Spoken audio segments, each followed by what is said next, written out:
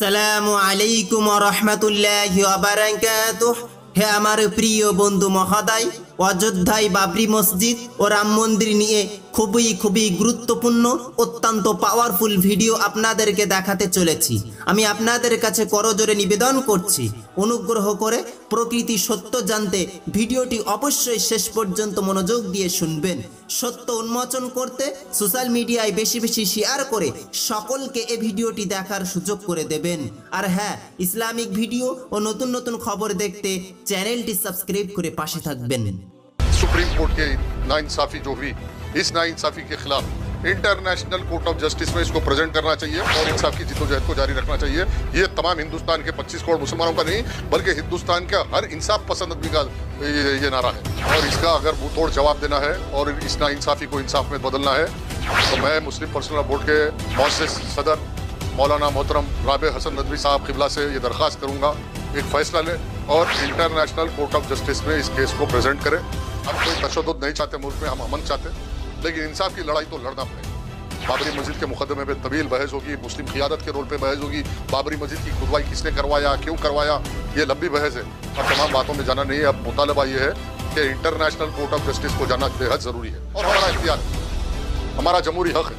इंसाफ के लिए हम जा सकते हैं, इंटरनेशनल कोर्ट सबके लिए खुला हुआ है। क्या सुप्रीम कोर्ट में जो फैसला हुआ है वो सही हुआ या गलत हुआ, इंटरनेशनल कोर्ट ऑफ जस्टिस में फैसला करने के लिए मुस्लिम पर्सनल बोर्ड अगर तैयार नहीं हो रहा तो मुस्लिम पर्सनल बोर्ड के जिम्मेदार मौरी के इल्ज़ाम रहेंगे कि बाबरी मस्जिद को उनके हवाले करना। मेरा वन लाइन मुतालबा है कि अब इंसाफ नहीं मिला तो इंसाफ के लिए और दरवाजे खटखटाना पड़ेगा, इंटरनेशनल कोर्ट को जाना पड़ेगा और सिर्फ जिम्मेदारी मुस्लिम पर्सनल बोर्ड की जिम्मेदारी है।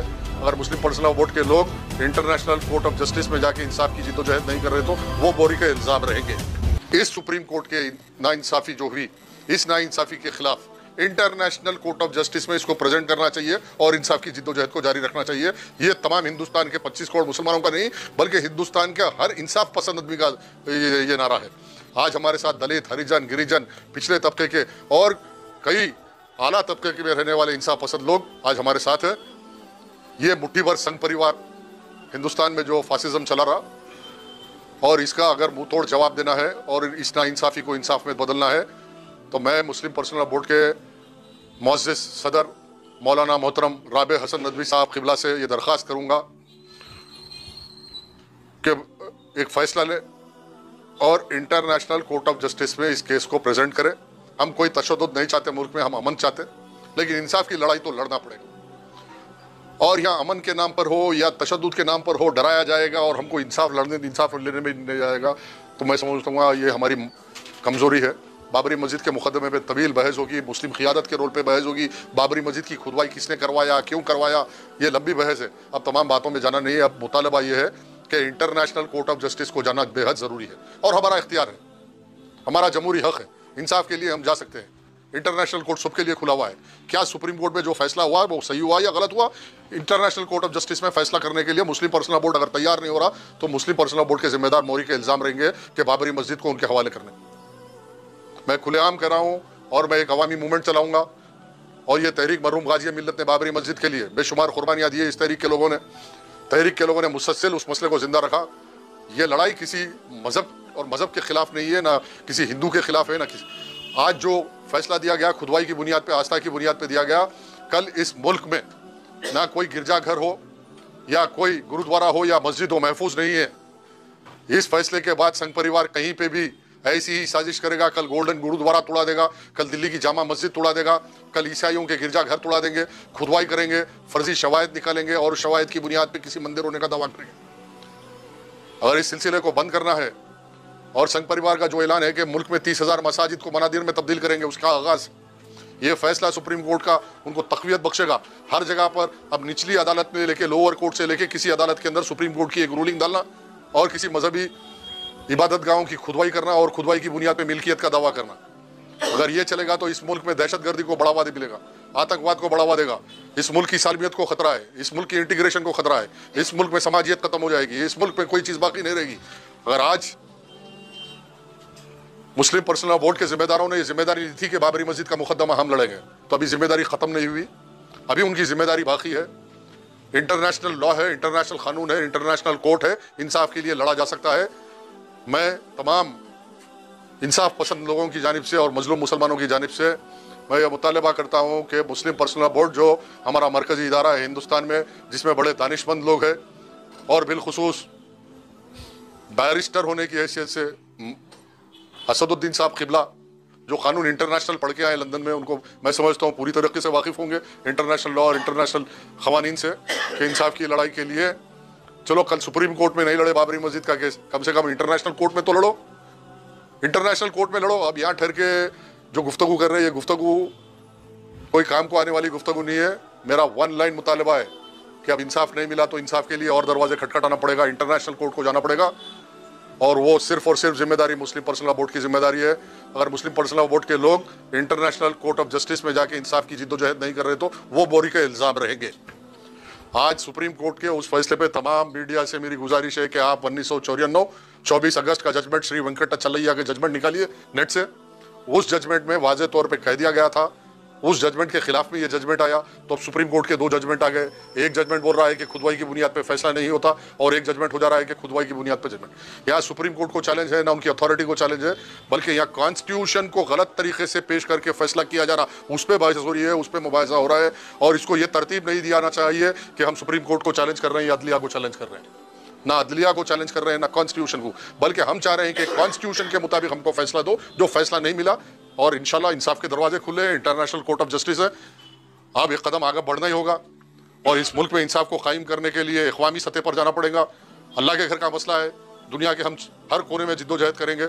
हम कोई आतंकवाद और आतंकवाद को बढ़ाने की बात कर रहे हैं, ना टेररिज्म को, ना फंडामेंटलिज्म को, ना रैशनलिज्म को बढ़ाने की बात कर रहे हैं। यहाँ पे हिंदू फिरका परस्ती को रैशनलाइज किया जा रहा है इस जजमेंट के जरिए। जो मोहन भागवत जो कह रहे थे कि राम मंदिर के मसले में सुप्रीम कोर्ट को नहीं मानते, 1 महीना पहले से कैंपेन स्टार्ट कर दिए, बड़े बड़े मौलानाओं से बैठ के बात कर रहे हैं, समझा रहे, जो आया हम मानेंगे, आप मानो। हम तो स्टार्ट में बोल दिए थे हम कि ये सब डायलॉगबाजी नहीं, जो कानून और कानून के आइन के मुताबिक फैसला आएगा हम उसी फैसले को मानेंगे। ये फैसला आइन के मुताबिक नहीं आया, आइन की रूह के मुताबिक नहीं आया, हम इसको मुस्तरद करते हम इस फैसले को, खुलेआम कह रहा हूँ, मुस्तरद करते। हम मुतमईन नहीं है, हमारे साथ इंसाफ नहीं हुआ, और अभी इंटरनेशनल कोर्ट ऑफ जस्टिस खुला हुआ है। मुस्लिम पर्सनल लॉ बोर्ड के जिम्मेदार की हैसियत से मौलाना हजरत राबे हसन नदवी साहब किबला पे ये जिम्मेदारी आयद होती कि वो फैसला ले और अक़वामी मुत्तहिदा में जाए, इंटरनेशनल कोर्ट ऑफ जस्टिस में जाए, अपना इंसाफ की जिद्दोजहद जारी रखे। वरना हिंदुस्तान की कोई मस्जिद महफूज नहीं है। इस फैसले के बाद कोई मस्जिद को खुदवा दिया जाएगा और कहा जाएगा कि यहाँ मूर्ति निकली, यहाँ मंदिर है। कल दिल्ली जामा मस्जिद को जमुना देवी का मंदिर बोलेंगे, मक्का मस्जिद को भाग्य लक्ष्मी का मंदिर बोलेंगे। हम नहीं चाहते कि किसी के मजहब पे शपकून मारे या किसी के अकीदे पे शपकून मारे। कि तमाम नाइंसाफियों के बावजूद इस मुल्क में हमको इंसाफ मिलेगा।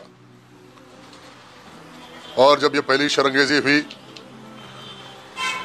29 दिसंबर 1949 29 दिसंबर 1949 के दिन रात, अंधेरी रात में जब मूर्तियां डाल दी गई, और उसके बाद कांग्रेस की गवर्नमेंट थी, उस वक्त के चीफ सेक्रेटरी ने मस्जिद को मुकफ़िल कर दिया। उस तारीख से लेकर आज तक मुसलमानों ने कानून और कानून के दरवाज़ों को खटखटाते रहे, अदालत के दरवाज़ों को खटखटाते रहे, लेकिन हर कदम पे नाइंसाफ़ी मिली। और फिर राजीव गांधी के दौर में श्री राजीव गांधी ने मस्जिद के ताले खोले, और अदालतों में जो खेल खेला गया, मुसलमानों की कोई सुनवाई नहीं की गई। फिर 1989 में एक मस्जिद के एक मीनार को शहीद कर दिया गया। फिर 6 दिसंबर को बाबरी मस्जिद मुकम्मल तौर पर शहीद कर दी गई। मैं ये तमाम हालात इसलिए कि नाइंसाफ़ियाँ कैसे होती रही वो सब दुनिया देखती रही। इसके बावजूद भी हम ऐलान करते रहे कि मुल्क में आइन है, दस्तूर है, कानून है, कॉन्स्टिट्यूशन है, अदलिया है, और दलाइल की बुनियाद पे, एविडेंस की बुनियाद पे, एडवर्स पोजीशन की बुनियाद पे कानून जो डिफाइन करता, डॉक्टर भीमराव अंबेडकर ने जो कॉन्स्टिट्यूशन को कायम किया था, आज वो कॉन्स्टिट्यूशन के मुताबिक फैसला नहीं हुआ। अब सुप्रीम कोर्ट के एहतराम की बात है, सुप्रीम कोर्ट के हुक्म को मानने की बात है। तो सवाल ये उठता है कि जो जिन मोअज़्ज़िज़ जजों ने, चीफ जस्टिस साहब ने जो जजमेंट किया, क्या वो जजमेंट कॉन्स्टिट्यूशन के मुताबिक है? क्या डॉक्टर BR अम्बेडकर ने जो कॉन्स्टिट्यूशन को कायम किया था उसका प्रियम्बल पहले सफ़े पे ये लिखा है कि justice should not be seen, justice should be felt. इंसाफ सिर्फ दिखावे के लिए नहीं होना चाहिए, समाज में इंसाफ का एहसास सारे समाज को होना चाहिए। तो उस कॉन्स्टिट्यूशन के प्रियम्बल के मुताबिक जस्टिस हुआ नहीं हुआ, ये बड़ी बहस है। हम सुप्रीम कोर्ट की अथॉरिटी को चैलेंज नहीं कर रहे या सुप्रीम कोर्ट के जजेस पे रिमार्क नहीं कर रहे, बल्कि सुप्रीम कोर्ट में जो ऐलान हुआ, जजमेंट हुआ, क्या वो जजमेंट कॉन्स्टिट्यूशन के मुताबिक हुआ या कॉन्स्टिट्यूशन के हटके हुआ, इस पे बहस अब स्टार्ट हुई और आने वाले हालात में आप देखना कि ये मुल्क में हिंदू और मुसलमान की बात नहीं है, दो हिंदू मुसलमान तबके की लड़ाई नहीं है, यहाँ इंसाफ और नाइंसाफ़ी की लड़ाई है, यहाँ जालिम और मजलूम की लड़ाई है और यहाँ पे कानून की लड़ाई है। आप तमाम मीडिया वाले इस बात के गवाह है, सारी दुनिया गवाह है कि यही संघ परिवार था, यही आरएसएस थी, यही एलके आडवाणी थे, जो मुसलसल 25-30 साल ये ऐलान करते रहे कि हम आस्था के नाम पर हिंदुस्तान की अदालत को नहीं मानते, हिंदुस्तान के कोर्ट को नहीं मानते। यही मोहन भागवत थे जिसने ऐलान किया था कि जजमेंट से पहले ऐलान कर दिया था कि हम राम मंदिर बनाएंगे। हमारा झगड़ा ना राम से है, ना राम मंदिर से है, ना राम जन्मभूमि से है, ना किसी हिंदू से है। हमारा मुकदमा ये है कि हमारे जमहूरी हुकूक, हमारे फंडामेंटल राइट और कानून और आइन के मुताबिक हमारे इंसाफ की लड़ाई है और इंसाफ की आवाज़ है। आज मैं खुलेआम कह रहा हूँ कि जो मोहन भागवत इस मुल्क में हिंदू राष्ट्र कायम करने के लिए जो कोशिश कर रहे हैं उसकी एक कड़ी है ये, और ये तारीख गवाह है कि जब जब कोई अक्सरियत किसी अक़लियत के जमहूरी हुकूक को पामाल करती है और हिंसों की ताकत की बुनियाद पर उसके जमहूरी हुकूक का खात्मा करती है, उस मुल्क में अनारकी होती है, उस मुल्क में निज़ाम ख़त्म हो जाता है, समाज ख़त्म हो जाता है। आज कानून का जो बेजा इस्तेमाल करते हुए कानून को कठपुतली बनाकर जो खेला जा रहा है और मजलूम को इंसाफ नहीं मिलेगा अदालतों से तो इंसाफ के रास्ते मजलूम खुद अपने तलाश कर लेता है। उसे दहशतगर्दी व आतंकवाद नहीं कहा जा सकता, बल्कि आज जो कानून के नाम पे नाइंसाफ़ियों को इंसाफ का जमा उड़ाया जा रहा, नाइंसाफ़ियों को एक इंसाफ का लिबास पहना के सारी समाज के सामने पेश किया जा रहा, इसके बरक्स जो बाबरी मस्जिद की खुदवाई हुई। मैं आज उन दानिश्वरों से और कानूनदानों से पूछना चाहता हूँ जो इस मुल्क में जो सेकुलर है वो आज मेरे साथ है। आज कई बड़े बड़े दानिश्वर जो गैर मुस्लिम है, जो मुस्लिम इस्लाम से ताल्लुक़ नहीं रखते, दिगर मज़ाहिब से, आज उनका पूरों का सवाल है, ये मेरा सवाल नहीं है, कि जब बाबरी मस्जिद की खुदवाई का मसला आया, और कहना ज़रूरी है यहाँ पर कि बाबरी मस्जिद की शहादत के बाद कांग्रेस के नरसिम्हा राव ने प्राइम मिनिस्टर की हैसियत से एक कैबिनेट रेजोल्यूशन लाया था और उस कैबिनेट रेजोल्यूशन का वन लाइन रेजोल्यूशन ये था कि बाबरी मस्जिद की खुदवाई करके ये देखा जाए कि कोई मनादिर के निशान मिलेंगे और कानून में कहीं गुंजाइश नहीं है कि खुदवाई की बुनियाद पर किसी मिल्कियत का फैसला किया जा सके।